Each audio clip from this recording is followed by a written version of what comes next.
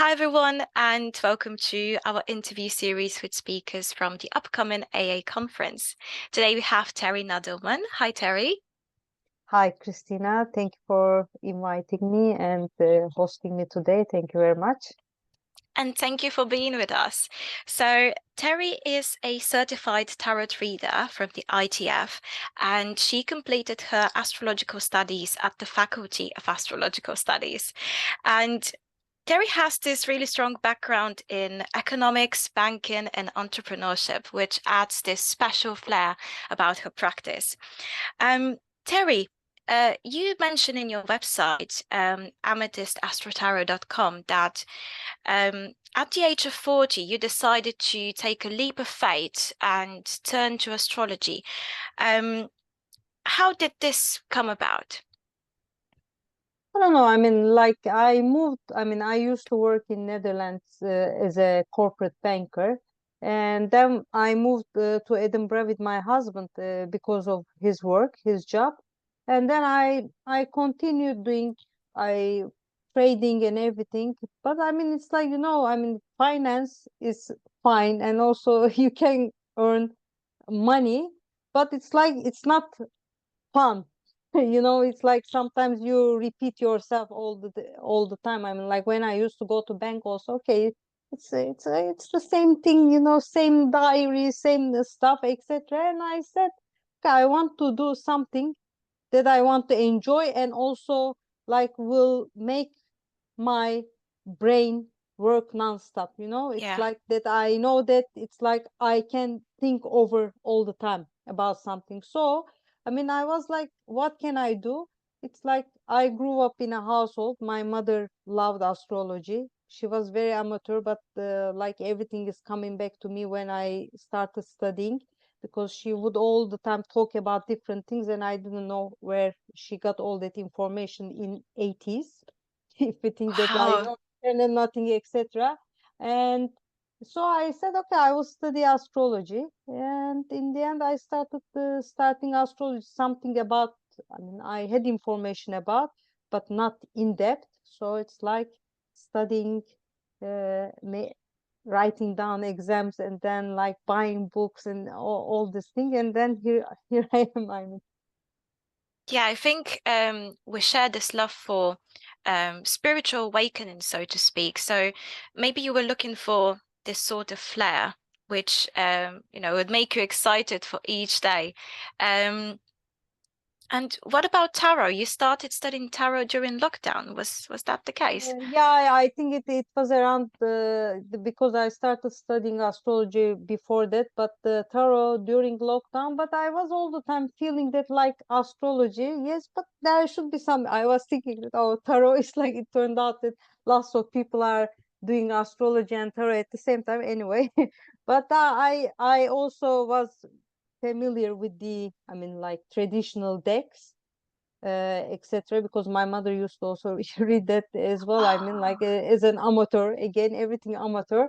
But then decided that, I mean, it's like, that certified tarot reader, of course, there is a fact that, I mean, certification in tarot, it's a lot of intuition, you know, it doesn't probably uh, make a lot of sense. But for me, I think both faculty and I mean going studying for certification for tarot were only to put me in discipline, because I have also two children, so that there is something that I know that okay, I need to study this, I have to do that, I have to submit assignments, I have to submit exams. So I know that I have to do that. So that's why, I mean, I think certified tarot reader is a title, like also in astrology, lots of titles, but it's like the important thing is the structure, I think, that they gave.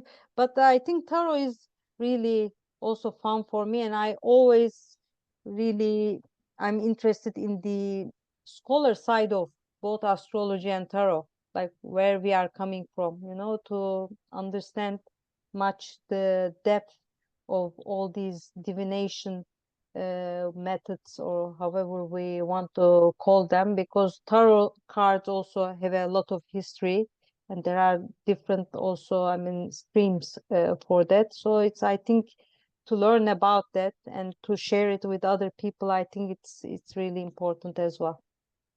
Yeah, I couldn't agree more with you. And there is this sort of symbolism behind the tarot, with each and every card. It's really interesting because you can rediscover meanings that you haven't noticed before.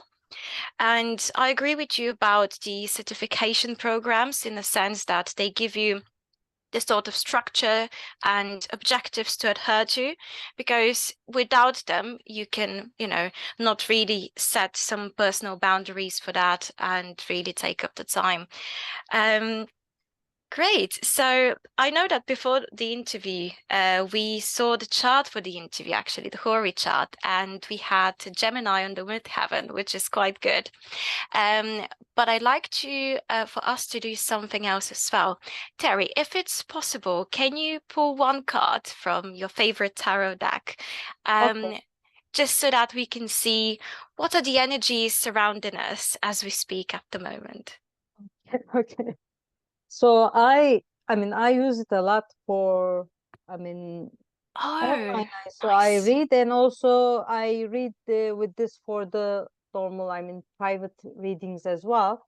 This is the Alchemical Tarot of Marseille by Robert Place. This is a nice deck because he actually, um, uh, he's the artist and also he's the author. The thing is that he combined the Tarot de Marseille, TDM, what we know, deck, with his own style. I think he created his own style because there's lots of hermeticism and alchemy in Yeah. the cards as well. So I'm going to like shuffle the deck and Perfect. draw one card, and then see what comes out and what can we think. I show you also, you can make your comments because it's like everyone sees something different. It's Yeah. like tarot cards are only like in a with the pictures and depictions and everything on them, they're only guides, but we all have um different feelings, different interpretations, and different intuition that are coming through them because we are different people at the Yeah. end of the day. So it's like the astrology also. We look at one chart and we see main things. I think I mean, we all can see the main things at the same time in the same way. But then when it comes to interpretation part, we are all different. Yeah. Yeah. And I think that's the beauty of astrology Yeah, and tarot. there is not unity in that sense. Wow, this I liked. I mean, this is the um, Roy de Coupe, which is my French is, by the way, is very bad. I mean, so if I'm killing the French, I'm sorry from all the French people. It's the King of Cups, and this is Oh, very interesting. You see, I mean, like because there's a very relaxed thing. I mean, like I all covered my bases. It's like I know what I do, and it's like also there is a kind of emotional because it's cups. It can be an emotional fulfillment. I'm good. I'm in a very good place. I'm content, and now I'm relaxing and like maybe looking for the next move. Kind of feeling like that. Of course, if we have surrounding cars, we can understand what the king is really thinking there. But it's a really, I think, nice, comfortable.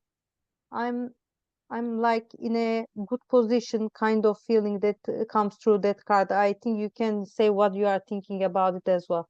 What yeah, I does it come think through? the King of Cups is quite relaxed, and I Yeah. think it really mirrors the interview we're having at the moment. We're feeling chill, we're having fun.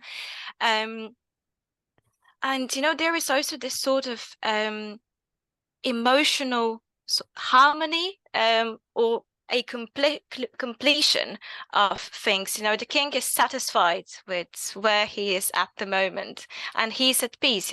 He's not Yeah. overthinking, worrying excessively. So yeah, it's beautiful. It's emotional fulfillment. Yeah, it's a very like it's like he's like, okay, I'm like I have my shield and everything. Yeah, chill. It's fine. Yeah. All I mean, like it's like, yeah, I'm top where I can be, and then it's like now I'm in a way enjoying it. There is a kind of feeling like that with that. Yeah. Could it also be about intuition? Can be, I mean, but it can be. I mean, if you think about it, it can be. I'm saying that it's like if there are some surrounding cars, we can maybe make more out of that.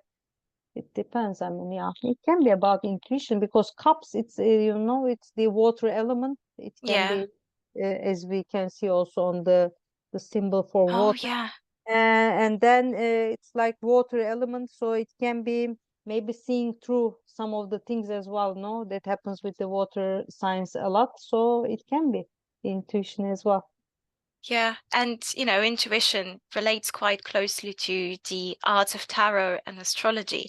And in your upcoming talk at the IA conference, you combine these two disciplines.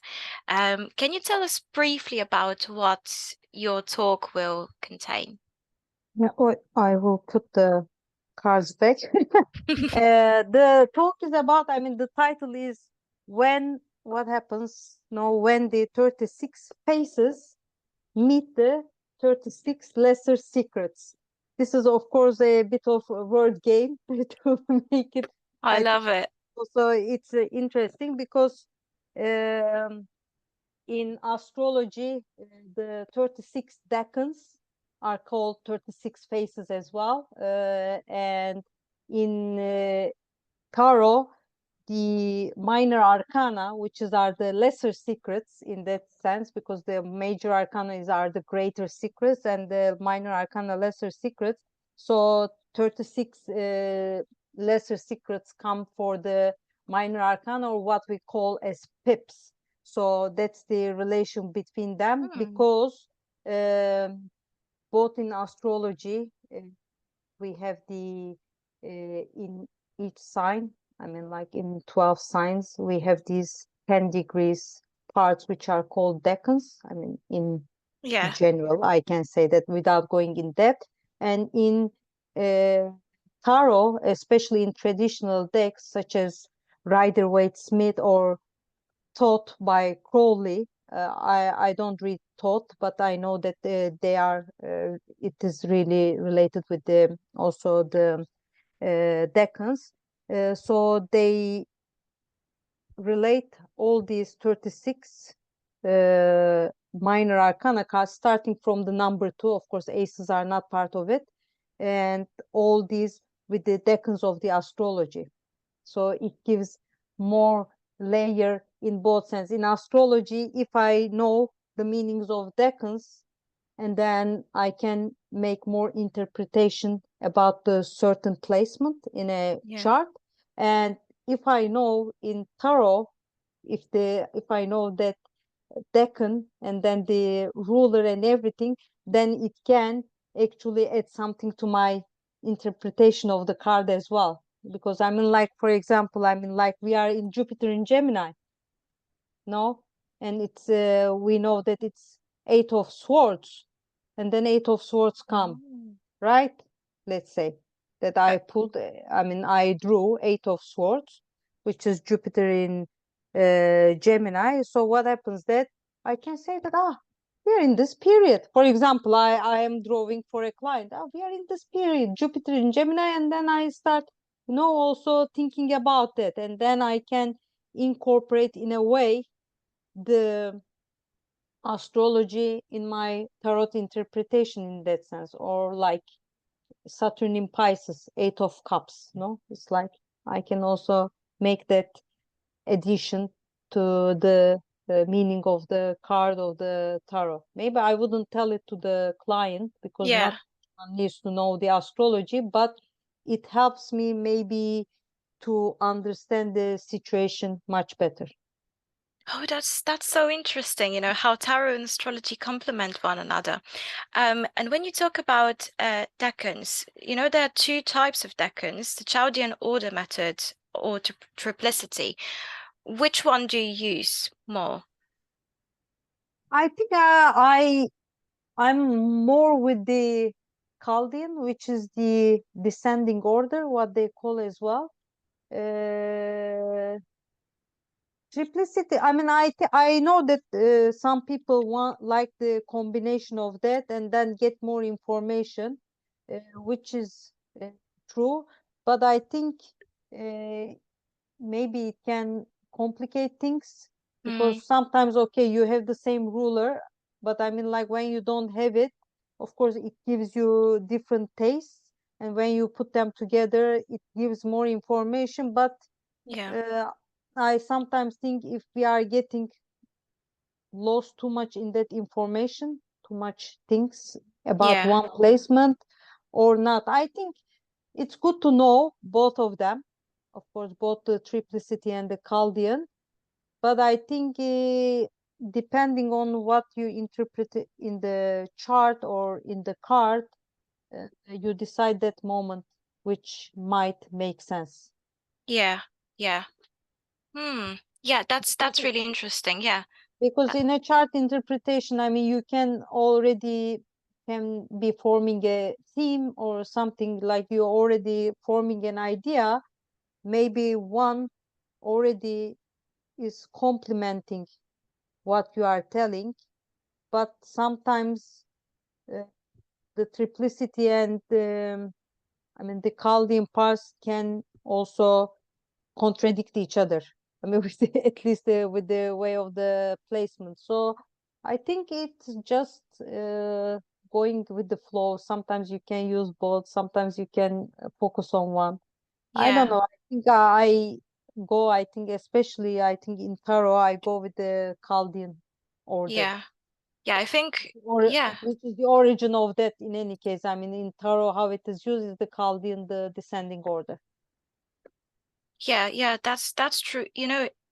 There can be complications. So, for example, like in my case, I have the sun in Leo at 4-degree Leo.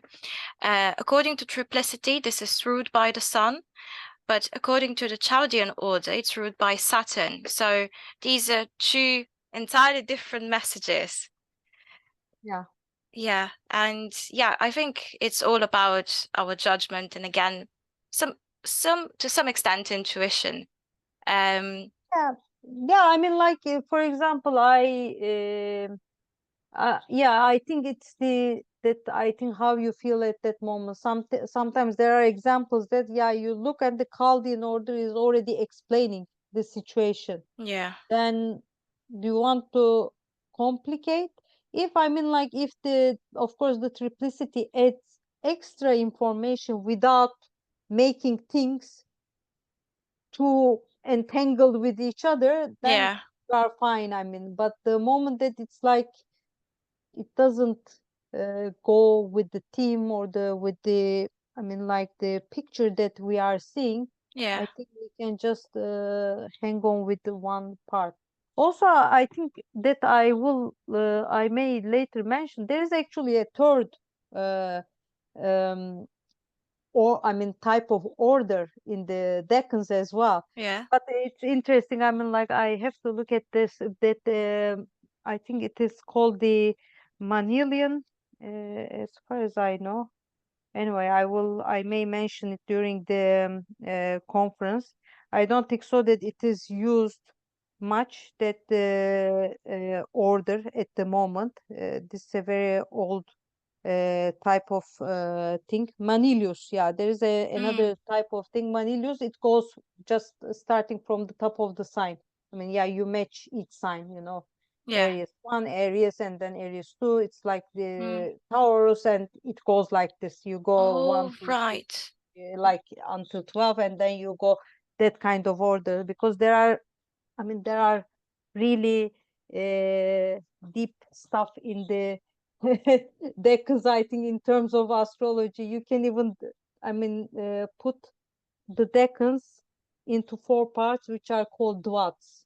Yeah, Yeah, and then that is like, it goes and branches and branches. So it's like I think there's much to learn for all of us. I mean, for me also, I mean, like every time I see a new source, I'm like, oh my God, it's like in the end, I yeah, think I would be full of information, like Jupiter and Gemini, very much. yeah. Like I like this. and I wouldn't know how to put all them together into the presentation, but I will manage. I promise about that. Yeah, we believe in you. Yeah. So Yeah. it's all about, dissecting the chart into really, really small particles and trying to figure out what each means. And if there are any contradictions, we're just ruling one of the systems, one of the types out, and I go mean, with for, the, for the one for we me at prefer. least, I mean, not everyone is doing that. I know that Yeah. there are people that are using, I mean, both of them together to get more information, which is absolutely right on their side because Yeah. they feel like I think it's depends. I mean, no, the astrology is not something like set in stone, Yeah. and we cannot call it objective in some parts. It's very personal, that the I mean it's like personal, it's personal. I mean, every person has their own interpretation, has their own ways, everyone uses different houses. No one says why. Yeah, Yeah, exactly. sometimes the people tell why are you using, but it's like most of the time it's like I use equal, use placidus, and then the Yeah. other I mean uses another type of system. Fine, I mean, it's like it's because that gives us that liberty, Yeah. us gives us that liberty of interpreting things our way.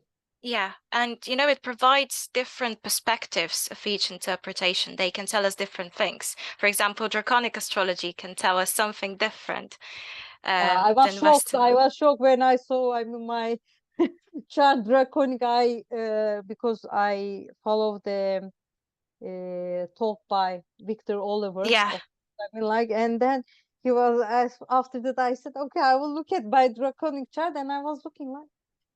I think it will be mirror of my birth chart, and it's like yeah, everything like change place really because yeah, I'm very near to the areas. My nodes, I'm in Aries and Libra, so my nodes are very near. So I said that yeah, I will have a mirror, and everything yeah change like this to the other side, and I'm like yeah, is it me? Really? I'm yeah. like still thinking, I think reflecting on that, it will take me forever, I think, to understand the Yeah, draconic it chart. takes some time to adjust. And, as you said, it's all about which method, which house system speaks to you on a more subconscious level. You just have to Yeah, feel it. yeah, Again, referring exactly. to the King of Cups. Yeah, exactly. Whatever gives you that emotional comfort area, you see that okay, I'm fine, I'm comfortable in this part, then go with that, which is intuition. I think that comes in as well. Yeah, yeah, that's the best advice. So when you do interpretations, um, how do you use tarot to enhance what you already know from the astrological chart?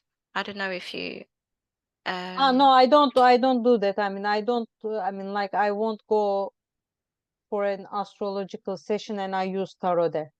yeah.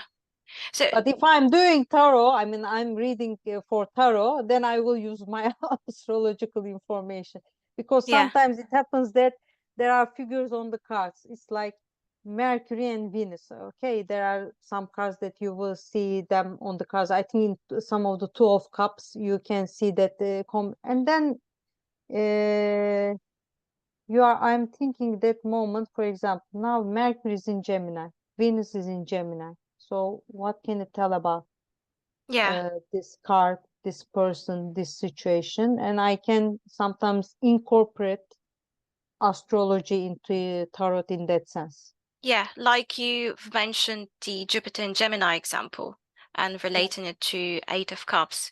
Yeah, I Eight think of Eight of Swords. Eight of Swords, sorry. Yeah, yeah, Eight of Swords. Yeah. Yeah. And Saturn Yeah, in Pisces was related to Eight of Cups. Am I? Yeah, cups. Yeah, got exactly, it. exactly. I mean, so it's like, yeah, you can think about it. I mean, in any case, I mean, if you already know the decans and then the placements, I mean, you already have an idea. And then if you are living in that period, it's like it just matches the moment. No, it's like Yeah, that it's like it is not I wouldn't get it as it's a coincidence. No, there's a meaning there. Yeah. In this period, and then this card comes. Yeah, You know? synchronicity. Yeah, yeah. Yeah, exactly. Oh, absolutely fantastic. I'm so excited about your talk. Honestly, I can't wait for it. Thank you so much, Terry, for this interview. It's been a pleasure. Yeah, thank you so much, yeah, for having this conversation with me, and it was really nice to meet you. It's like after our chats, and hopefully we will meet in person during the conference, and yeah, it will be hopefully all pleasure for us. Yeah, thank you. Thank you so much, Terry. So, if you're like me and Terry and you share our love and appreciation for tarot and astrology, you can still sign up for our conference, and you can still benefit from some great general discounts. So, for more information on that, check our website or just email us at office@astrologicalassociation.com. See you there. Bye bye. Bye. Okay, let me stop the recording.